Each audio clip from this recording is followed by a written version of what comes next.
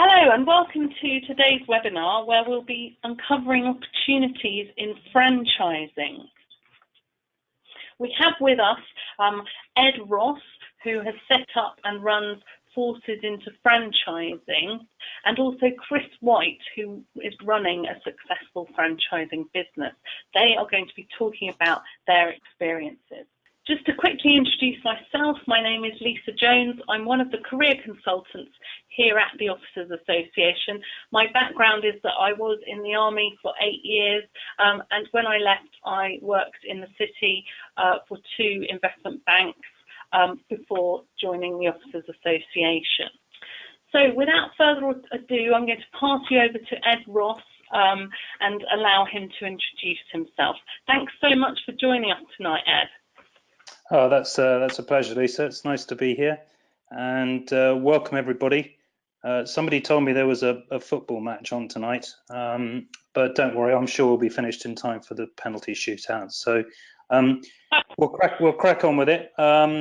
So yeah, my name's Ed Ross. I joined the Army as an officer back in 1986, and was posted out to Germany as a young cavalry officer. And I was lucky enough to do 12 years of full-time service with my regiment, the 5th Royal Dragoon Guards, subsequently the Royal Dragoon Guards. And I completed tours of Northern Ireland twice, Belfast and South Armagh, Cyprus, Bosnia. I was posted to Belgium and spent 6 months in Canada as well. So I had a really good time, loved my time in the Army, absolutely adored it. And for all I was worth, I wanted a full career in the Army, and I wanted to go as far as I possibly could. Unfortunately, things took a turn for the worst, and I was laid down by type 1 diabetes, which I was diagnosed with in 1997, completely unaware it was coming. I was 31 years old. I'd just been made a major, and it was a crushing blow, not only to my career, but also obviously to my health and my future. So I was medically discharged in 1997, really before CTP came along, and found it quite hard to transition. Transition then was, maybe a couple of weeks on a course, a little bit of advice, and then you're off into the big wide world. I was slightly overcome by the sort of scale and size of the work world and the world of jobs. I launched myself into the first thing that came along, and I hadn't really had a plan, obviously, for when I left the Army, because I'd been medically discharged very quickly. And so I took the first job that came along, and then I bounced from job to job to job. I did 10 years in London, which included a stint with a very good business development organization outside the city. And then I ran 3 Pitman training outlets, which, fun enough, were franchises back then, but I was employed by a franchisee to do that. And then I ran my own business down in Dorset. When I got fed up with all that, I decided to go back to the military, and I managed to wangle my way into doing a full-time reserve service job as a selection officer in Pirbright, and then subsequently as a senior recruiting officer running Bristol, Bath, Gloucestershire and Somerset.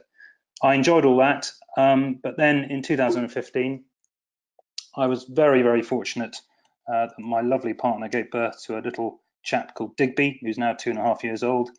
And during this time, I had crossed over to the dark side and was working for Capita in recruiting. And by the end of my shared parental leave with my partner, I decided to quit work altogether and become a full-time dad. Before I go into what happened subsequently, I just want to mention that I had a pretty bad experience of work, to be honest.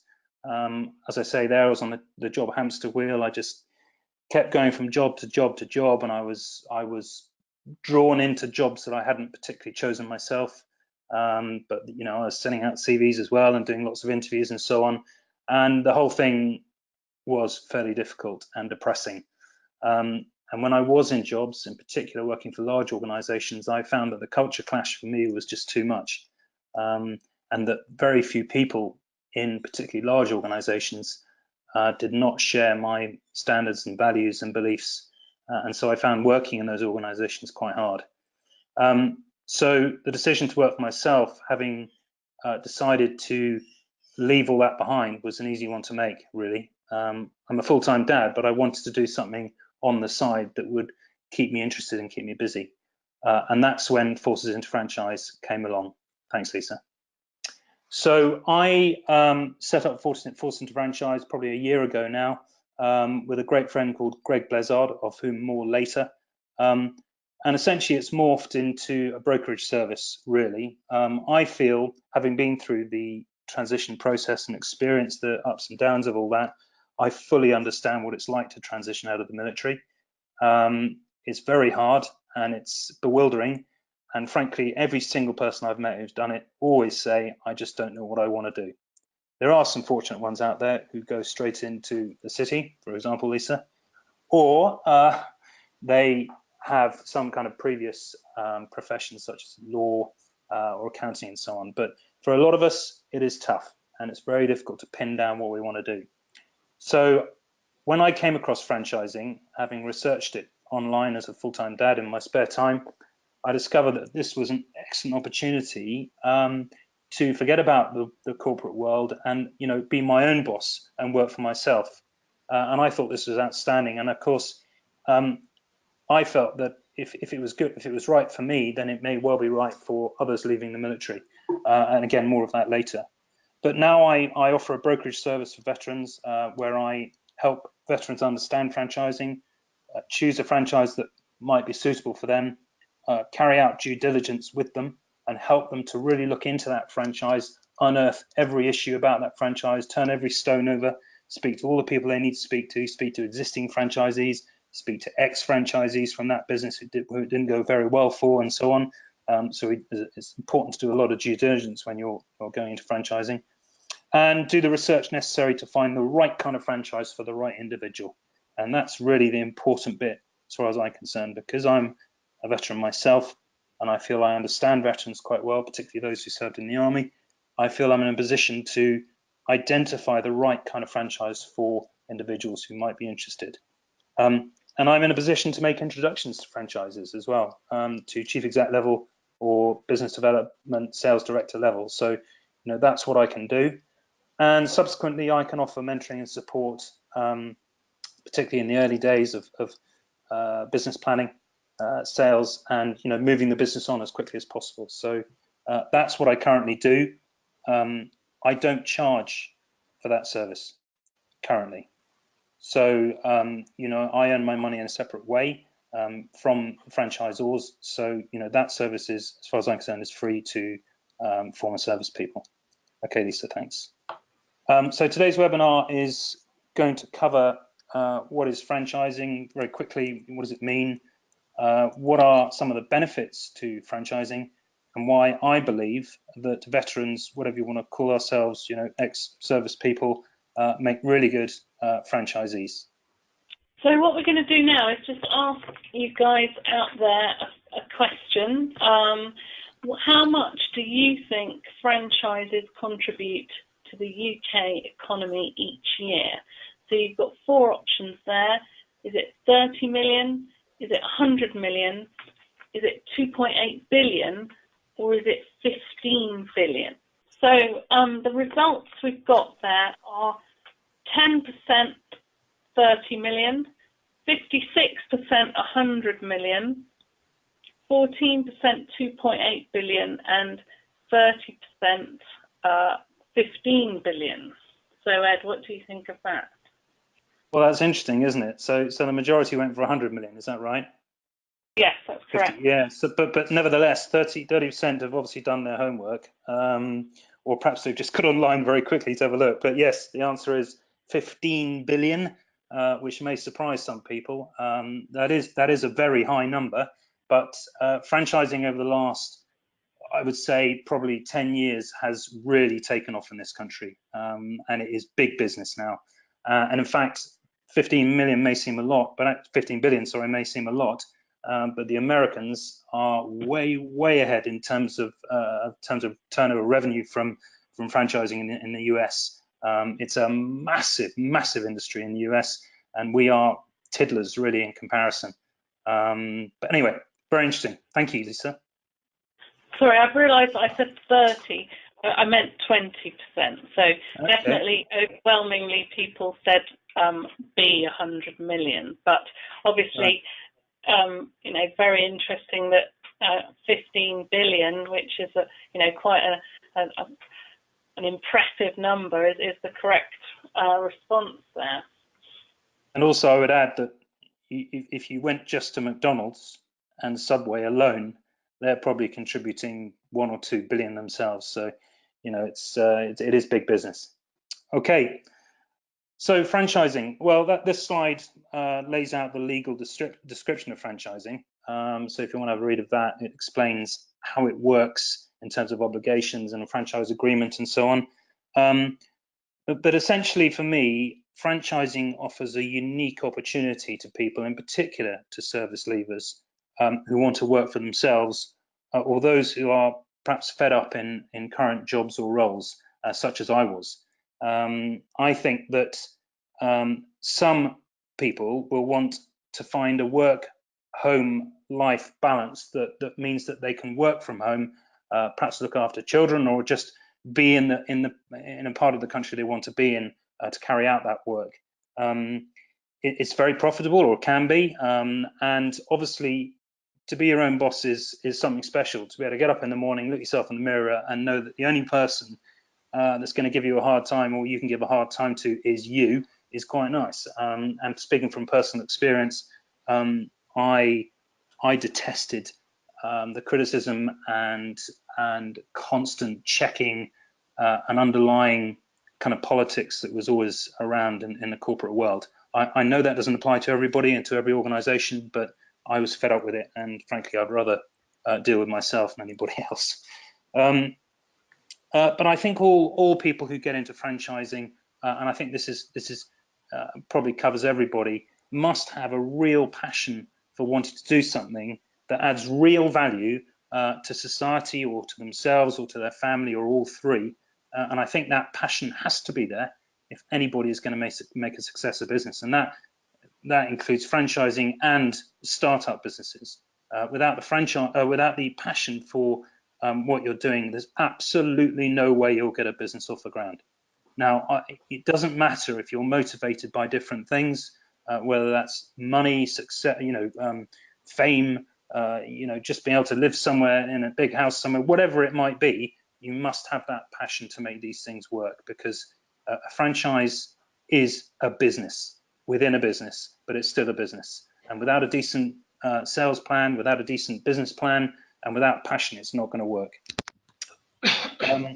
Companies will only franchise out their business models once they have proven success in the marketplace. They utilize tried and tested sales and marketing systems that can be replicated by others, i.e. franchisees, to expand the business rapidly. And that's why franchisors do this, and expand their brand. Franchising allows individuals with the hunger and personal drive to start a business without all the hassle of the pure startup business. If you're starting from scratch, you have to get every single element of the business off the ground. Well, with franchising, 90% of that has already been done by the franchisor. Franchises provide a soft landing into business ownership and the insurance and safety net of an established and proven business model. And the franchisors that I work with are extremely capable people who are always there to help their franchisees, always on the end of the phone, and always there to provide ongoing support and business mentoring. So, that is another massive benefit from franchising. Okay, thanks, Lisa. Next slide, please. Right, so we're now going to go on to our second poll question. So we need your help again, people. What we are interested to know is what you think is the number of registered franchise brands in the UK. So again, 4 answers. So is it 100, is it 600, 900, or 300? We had 13% at 100, 40% 600, 20% 900, and 27% 300. So most people thinking B, with a close second at D. Okay. Again, an interesting outcome. The answer is actually 900, and since I put that figure together, it's now over 1,000, I believe. Chris might be able to back me up on that, but I think it's 1,000 plus now. So again, that was kind of connected to the previous poll.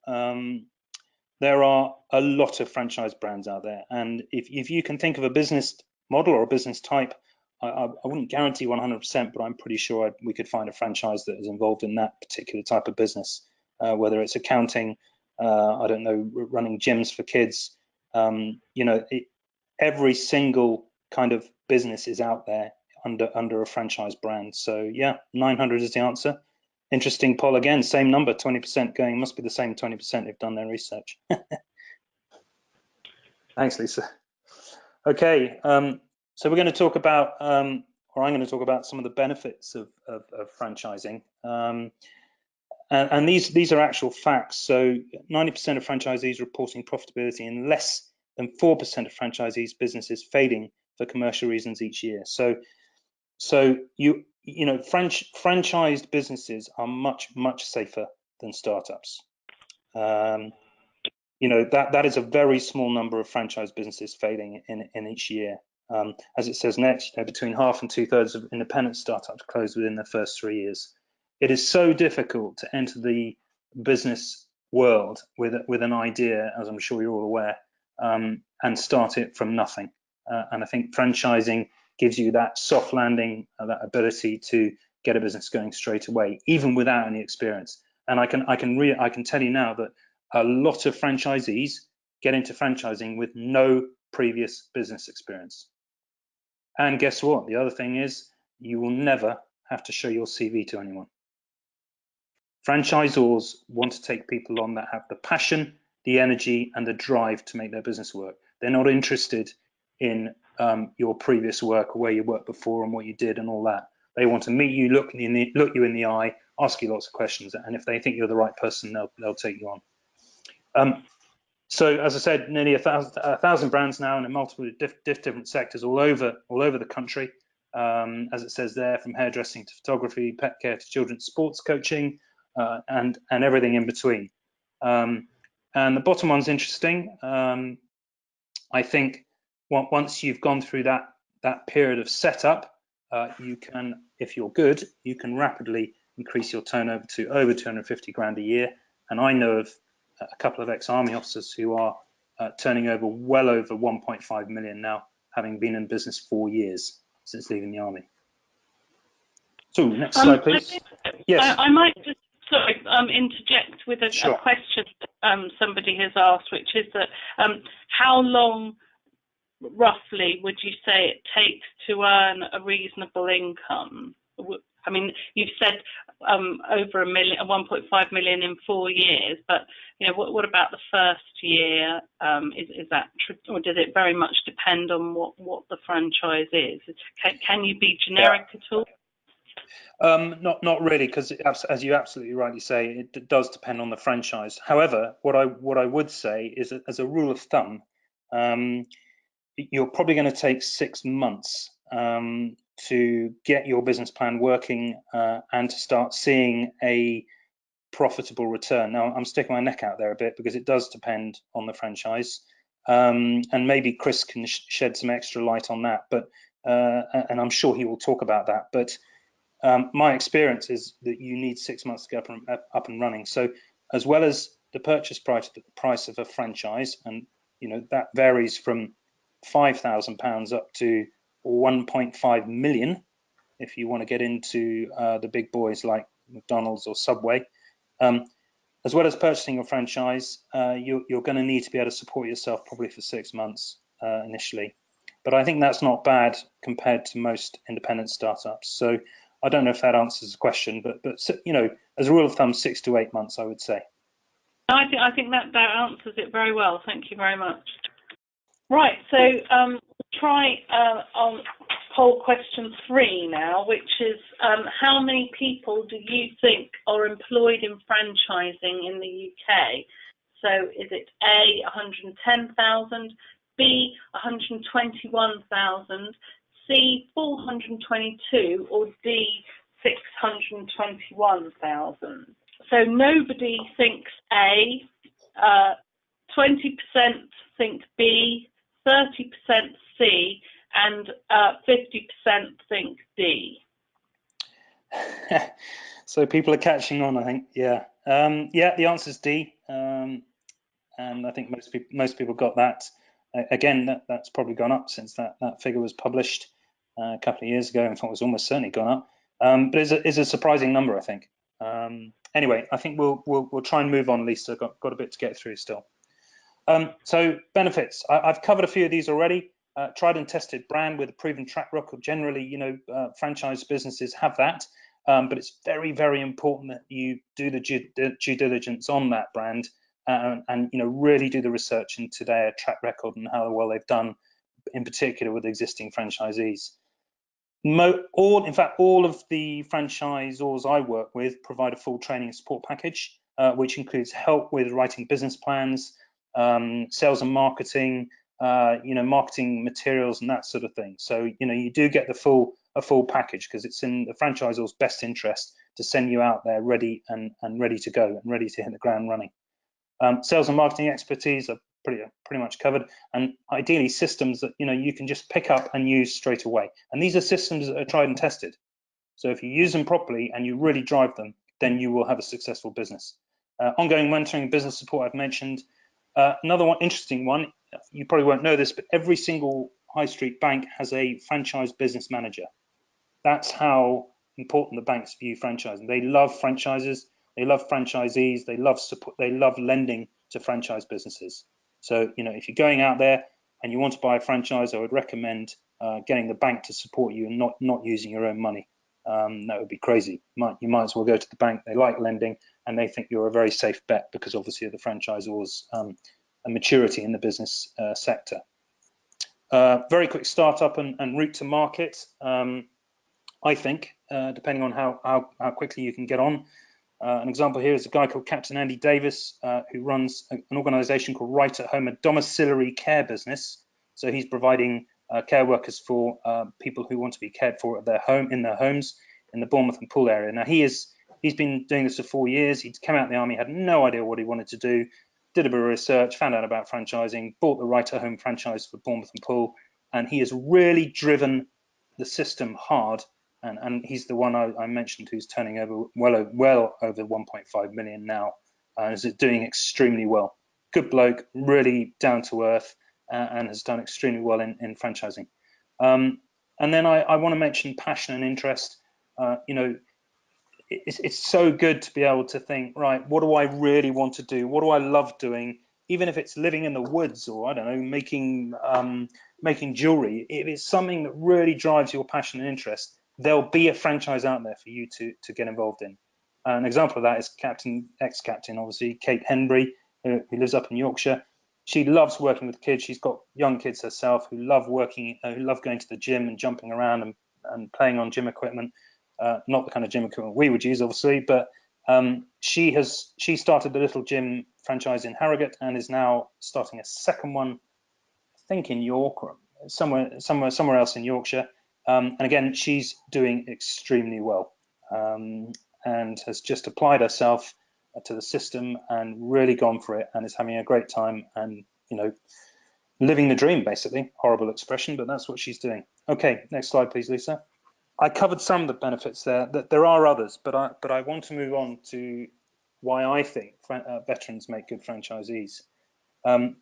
We generally, who have served in the military, are able to follow systems and processes and drive them forward effectively. That's why we go on the courses. We went on the courses we went on. If you're an officer, you did staff college or you did junior staff college or whatever it is, staff training and all that. Soldiers are always being taught with very tight systems and processes. We are very used to following systems. And I think, if you can do that and drive a system forward, then you'll be successful. We're also generally determined, discipline, driven and very methodical in our work, prepared to work hard and overcome difficulties. And that's a critical one, really. We have generally, there are some who don't, but generally ex-military people are quite resilient and we're able to overcome the difficulties that business can throw up and some of the hurdles that the businesses can throw in the way. You know, we're used to planning and to contingency planning. That's all we did in the military. Plan, and obviously have plan B up the sleeve, because our first plan never survived contact with the enemy, as we all know. We're generally very good communicators and good networkers. That communication bit, for me, is the key. If you're a good communicator and you've got a bit of guts about you, you'll be successful in business. And of course, we love a challenge. So just finally, just to bring you up to speed before I hand over, 2 years ago, I came across a company called Driving Miss Daisy. I'd been researching franchising, and I decided I could never go back to working for large corporations such as Capita. I met the chief executive, Greg Blizzard, on a number of occasions whilst carrying out mutual due diligence. It turns out that Greg was in the REME, finished as a warrant officer in the 90s, left the army, decided not to take a commission, and had a hugely successful career in telecommunications and asset disposal. He's a very, very bright, exciting individual, and he, amongst other things, he's built and run a fantastic charity building schools in Africa. He's inspiring, he's humble, and hugely energetic, as I'm sure Chris would agree. He's a business leader, and for me, he's a business mentor for me. He and I sat over a coffee in a pub and came up with the idea for Forces into Franchising, because we both felt there was a gap in the transition market. Because again, it's a bit of a generalization, but transition generally is about CV writing, doing your interviews, getting a job. Now, there's nothing wrong with that, but my own personal experience and his would suggest that there are people out there who would prefer to run their own businesses and challenge themselves instead of, adding to someone else's profit and salary package. He, like me, fully understands the challenges of resettlement. We share a belief that many veterans would make excellent franchisees for the reasons I've given. And so I am delighted that Chris White, Driving Miss Daisy's Director of Business Development, is here to explain how an ethical, community-minded business operates in the franchise industry. And he's going to highlight some of the opportunities available in his business. So without further ado, I'll hand over to you, Chris. Thank you. That's great. Thanks, Ed, very much for your kind words there, and also describing franchising so well as well. So yeah, first of all, I'd like to introduce myself. As Ed and Lisa said, my name is Chris White. I'd not been involved in franchising previously until Driving Miss Daisy came along. My background was within financial services, so I feel your pain, Lisa, and within property. I must admit, most people seem much more interested to hear about what I'm doing now rather than what I did previously. Myself and my wife Anna, we started the very first franchise for Driving Miss Daisy in the UK in January 2015 in Leon-Solent in Hampshire.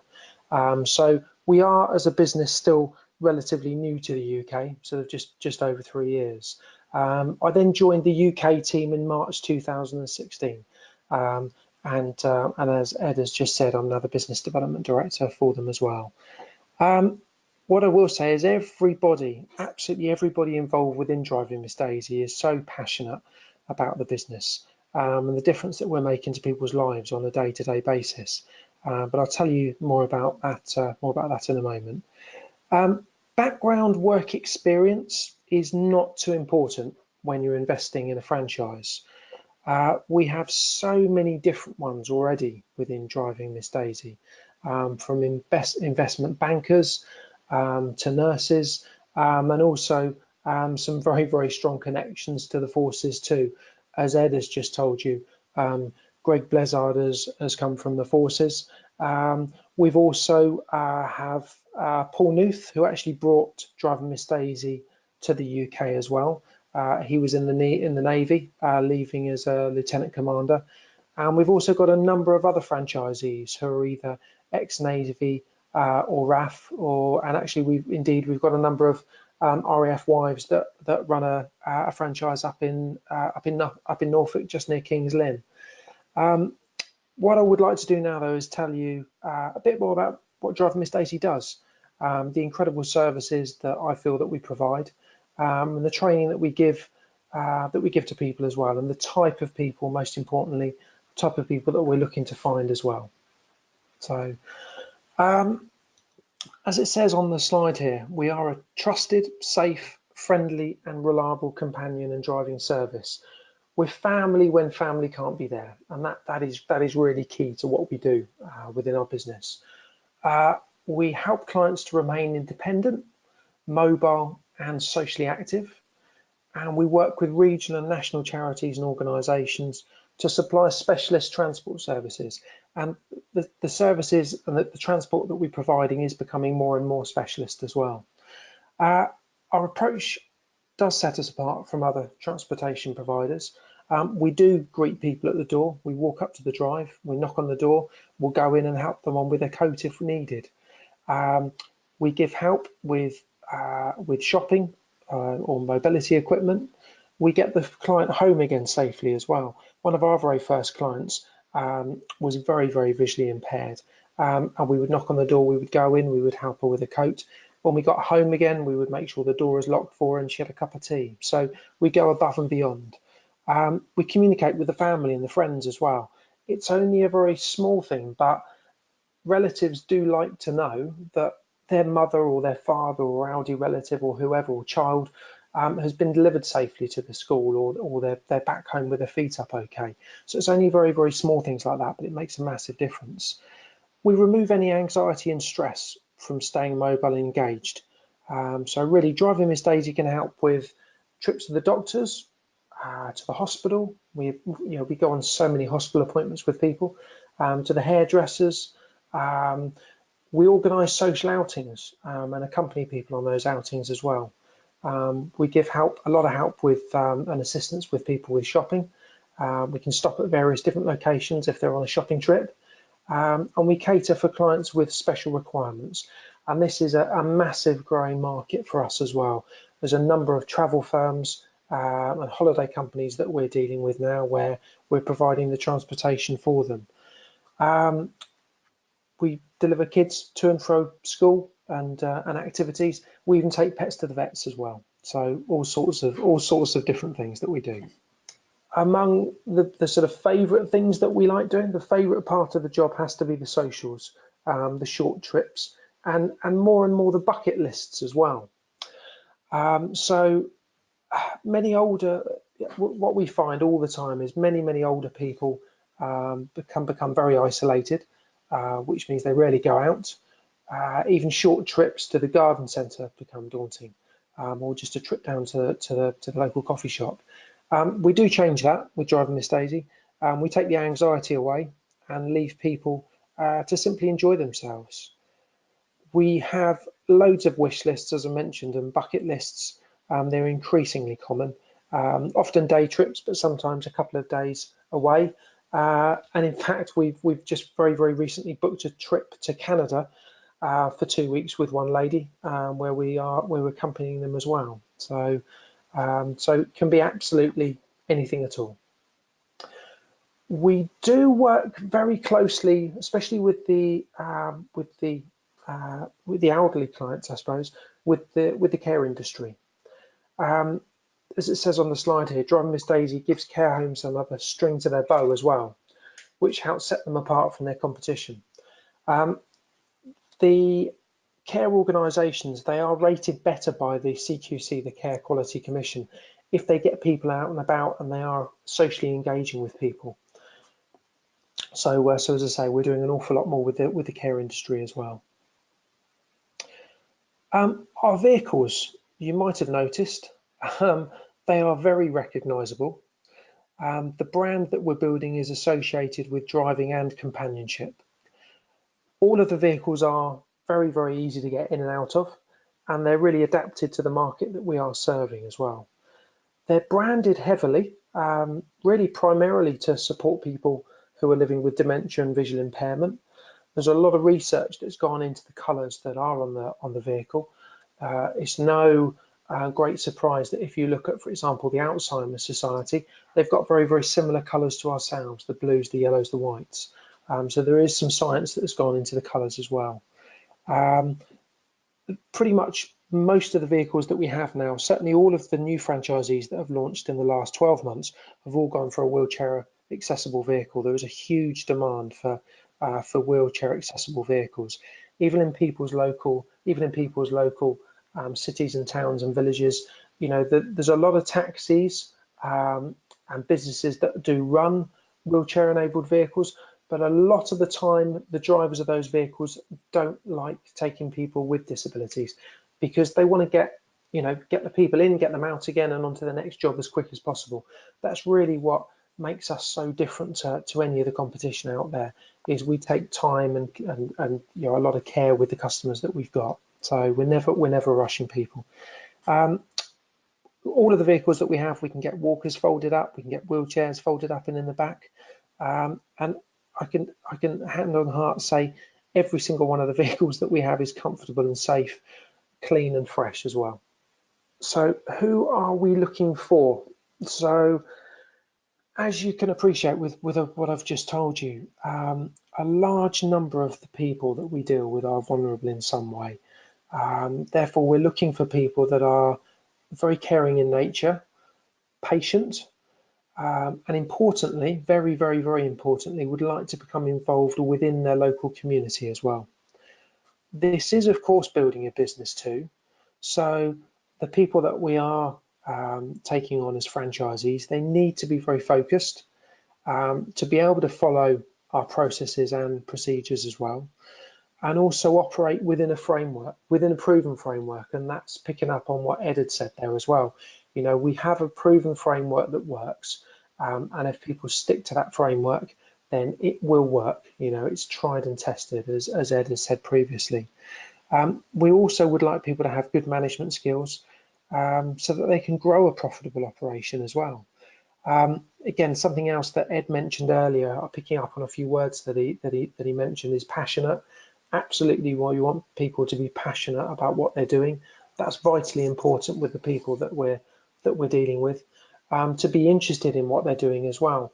One of the reasons that I first became very interested in driving Miss Daisy was my elderly father. He was still driving at 95 at the time.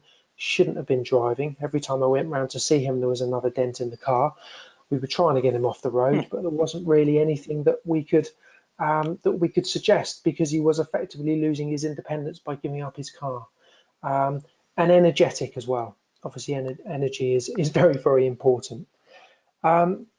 This is one reason why I personally feel that franchisees who are coming from the forces do so well, because they're used to working within a framework, and as you said earlier, they're used to sort of following a process and working within a framework. And I think that is great to be able to take that from forces into a franchise, whether it be driving Miss Daisy or any other one at all. I would like to just tell you a little bit about the training that we provide. As Ed mentioned earlier, every single franchisor runs training, or certainly should run training, and generally they all do, for someone who's coming on board. We ensure that all of the drivers and the companions and the franchise owners are trained. They also are licensed. From our point of view, they're all licensed by the local authority. They're all DBS checked or police checked. Unusual compared with a lot of other transportation providers is we make sure that all of ours are first aid trained. They're dementia trained as well. They have positive handling training. They have wheelchair usage training as well. We also offer training for somebody who's building a franchise up.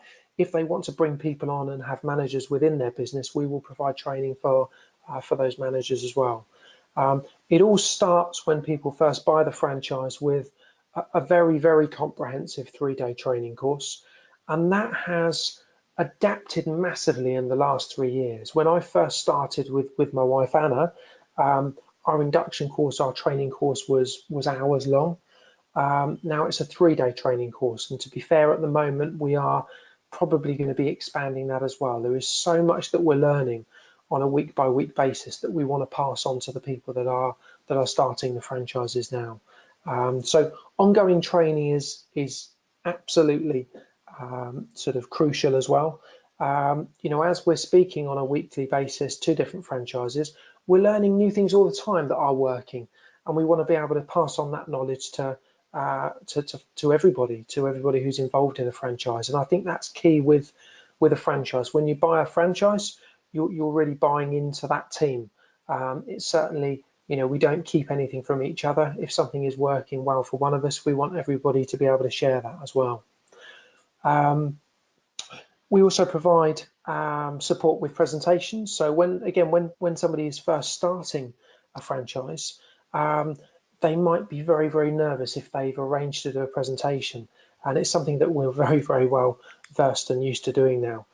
So it may well be that we would come along to you and we would maybe present to the local MP, which I was doing in Seaton in Devon last week, or it could be a talk to the local Rotary Club.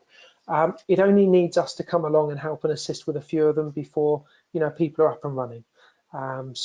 But especially when people are first starting, it is absolutely crucial, I feel, that we give that support, and that's ongoing as well. So we provide support on an ongoing basis for people to be able to perhaps offer for tenders for local contracts with local councils, which numerous franchisees have achieved over the last 2 to 3 years as well as business planning and advice on employing people. We can provide employment contracts and help with accountancy as well. So everything you really need to run your business.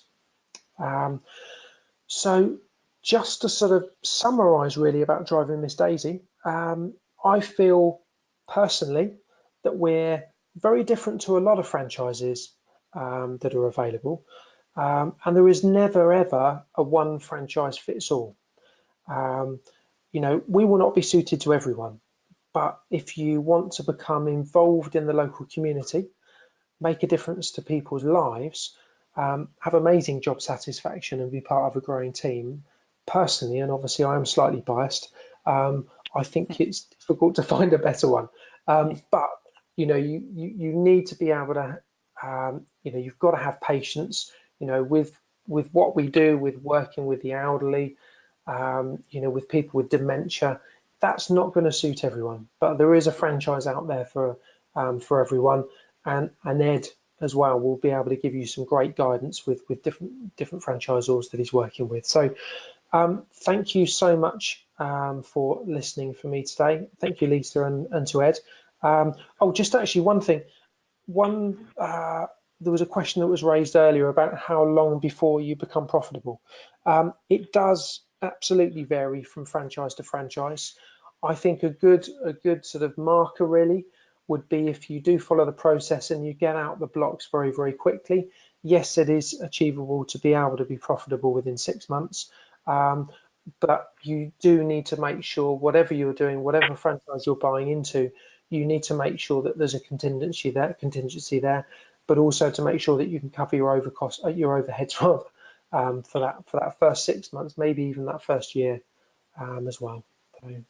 Thank you very much, Chris. I think it's really valuable to have a first-hand experience there, and I hope people have learned a lot from that. We do have a few other questions which I'll be putting at the end, so hopefully you'll be able to help out there. Just a quick summary then, really, of what we've learnt tonight from both Ed and Chris. Franchising contributes, a considerable amount, 15 billion a year to the UK economy. So, that really is quite a impressive figure. Franchises as a quick startup and route to market, so it's tried and tested. It's there for you to kind of run with the ball, if you like. And I think that hopefully will de-risk some of it in some people's minds. And then finally, I think there's hopefully a good, strong message that's come out of this evening is that veterans make excellent franchisees. So I hope that the information that you've had tonight during the webinar has been helpful. But we're now going to call upon the goodwill of Ed and Chris and answer some of your questions. So I think some of the questions that we've been having throughout, you have actually answered as we go along. For example, there were quite a lot of questions about total investment and how much it costs to set up, but you kind of touched on that a little bit, Ed, I think. Also, there have been questions around support with marketing and things like that, but you also talked about that. But perhaps one thing that people have asked about is tied in with the cost and perhaps the total investment. People are asking about unexpected costs or hidden fees. Has there been anything that people have found that took them by surprise and therefore they felt that they had to have had a bit of money in reserve to cater for those kind of hidden fees that they might not have realised about? I think one thing that, and I'm sure Ed would say exactly the same, and it's making sure if you are interested in a franchise and part of your due diligence should absolutely to be, and we recommend this as well from Driving Miss Daisy, we recommend that people have the franchise agreements looked at by a franchise specialist as well. Also one that is, is British Franchise Association sort of approved as well. So because there shouldn't be any hidden costs, everything should be outlined within the franchise agreement, and there therefore should be no hidden costs there. The only sort of hidden costs that I suppose you could find relating it to Driving Miss Daisy is we had a franchisee the week before last whose car broke down, and it was fairly hefty to get it repaired again. So, but apart from things like that, there shouldn't be, as far as the franchisor is concerned, there shouldn't be any hidden costs apart from what is in that franchise agreement as well.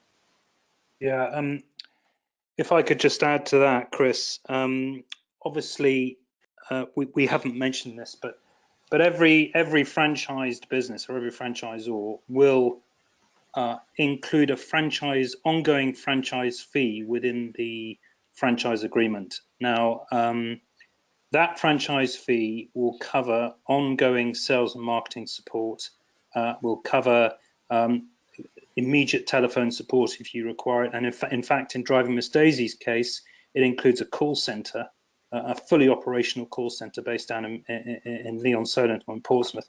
So yes, every franchise will charge a fee. That each franchisor will use a different metric. So some charge a percentage of profit or turnover, and some just charge us a set monthly fee. But as Chris says, it's important that you literally read through every single line in the franchise agreement, which is a fairly tedious exercise, but needs to be done to identify exactly what you are paying for and what you are getting for that franchise fee, because that is and needs to be and must be included in your business planning as a cost to the business. Yeah, and also to make sure that it is a reasonable charge as well. The fees that franchisors charge vary immensely, and I cannot believe how much some of them charge. There are a few out there that are around about the 25% mark, which is absolutely astronomical. Realistically, you shouldn't be paying more than 10%, in my opinion. So less than 10% is fine. If it is a very, very, very low franchise fee, though, again, you should be cautious as well, because what support can they realistically give you if they're not being if there's not the money there to provide the support as well. So sorry, Chris, can I Lisa, can I anticipate a sort of subsequent question added onto that? Generally, franchise agreements last for 5 years. At the end of that 5 years, the franchisor and the franchisee will know for sure whether that business has been successful or not. And some people get to the end of the 5 years and go, do you know what? It was great, I loved it, but I'm going to sell my business. Some say, I'd like to do another 5 years. And generally, if the business is going well and there's a good relationship between the franchisee and the franchisor, then they just simply sign another 5-year contract and on they go. Now, it's important to note that if you buy a franchise, you are in a position to then sell that franchise. If you buy a new franchise, i.e. in a patch that hasn't been utilized before, or hasn't been, it's a brand new area of operation, then you start to build up, obviously, your business, you build up your clients, you build up your name and reputation and so on. The more that you do that, the more that your business will be worth when you come to sell it at the end of the 5 years, 10 years, 15 years, whatever it might be. But you will get, generally, again, it's a rule of thumb, but if for whatever reason your franchise business doesn't work out, there could be a change in the family, or there could be you might move to another area, or indeed decide to retire or whatever. Then you should not only get your money back that you originally invested in the business, but perhaps make a decent profit on top if you have built a good-sized business from scratch. So, do you want to add to that, Chris, or is that fair? I think it's really important that people understand that, and it's good that you've raised that. Having worked within property, I would liken it to a house, really, whereby if you buy a house and you improve that house, you're going to get more money when you sell it on again. The more the better the business is, and the better if it's presented better and the best in its best light, again, you're then going to be able to achieve the most money for it. So, and also when people do sell a franchise, it's important to put time aside, allow time for that franchise to sell as well, so that you do get the right price for it. We're only 3 years in, or well, 3 and a bit years in the UK with Driving Miss Daisy, and we've got some that have sold on. There's been some that have medical reasons and relocations and emigration and all sorts of different reasons. And it's fair to say within every franchise business, there are always franchises that are being resold again. Rule of thumb, it's generally around about 15% that is turning over. That may well be that there's, as Ed said, that they've done the 5 years and they think, right, I've built the business up, it's worth more money, I'm now going to sell it. Or it could be medical, or it could be anything. But it's important to know that you don't pay your money and then that money's gone. You will get that back, hopefully, plus a load more on top from building that business up. So, thank you. Thank you. I'm conscious of time, but I'm just going to ask one final question, and then I think we probably need to wrap things up, which is just about, I think you touched on it slightly, the input for change or innovation within a franchise, and how much freedom the franchisee has to implement new kind of initiatives and things like that. If I can answer that from our point of view, from within Driving Miss Daisy. We do listen to all of the franchisees, because there are new ideas that come up all the time. We don't implement all of them because some of them are ridiculous, but there are an awful lot that we do implement. So I can't say it's the same with all franchisors. Some franchisors are absolutely completely rigid. You cannot deviate at all. There's some things that all franchisors will be very, very rigid on. The main one is the branding of the company. The branding is such, we don't want people driving around in red cars with blue daisies. The branding is what it is, and it has to stay as that. However, we actually quite like entrepreneurial thinking. So if people are coming up with different ideas, it doesn't mean that they can't do it, but we would like them to come to us first and say, look, I would like to do this. Is this possible? And we can okay it. So it's never no, but it's speak to us first before you get on with it. Thank you, Chris. I think that's very useful. And I think you mentioned briefly the British Franchise Association. So if people can use that as a reference to obviously check that any franchise they're interested in is registered there. Yeah, not all franchisors are registered with the BFA. We at Driving Miss Daisy, we are only just though. You generally have to be trading for a certain amount of time before you can become a member. But you do, believe me, you have to jump through a huge amount of hoops in order to become a member of the BFA. So yeah, it is a good measure really, you know, you won't find any bad ones within the DFA, put it that way. So yeah, just to add to that said, there's some very, very good ones that aren't registered for various reasons as well. That's absolutely true. But just to add to that, Lisa, the BFA, the British Franchise Association, is a very good starting point for people who are interested in franchising.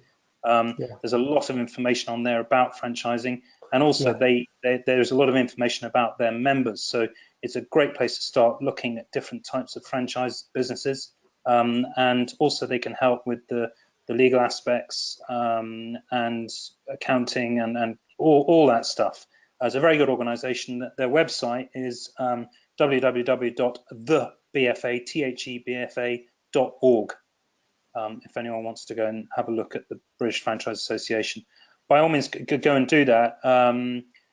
You know, they're not particularly experienced probably at dealing with ex-forces people who are transitioning. So if you want to have a sort of ex-forces chat, then obviously give me a shout. But the BFA is a really good place to start. Yeah. Brilliant, thank you. And we've got both Ed's and Chris's email details on the screen there now. So if you'd like to contact them, they very kindly agreed to share their details. But I think all that remains really is for me to thank you both very much for your time this evening. I certainly think from my perspective at the OA, where I try and help people in transition and with their CVs and things, that the prospect of not having to write a CV will be a very attractive one to a lot of people. So that certainly, I think, will chime with some of the audience. So thank you. But thank you very much again for your time and a lot of valuable information there. And thank you again. Good evening. Yeah, thank you. Goodbye. Thank you. Bye-bye. Bye-bye. Thank you for listening, everyone. Bye-bye.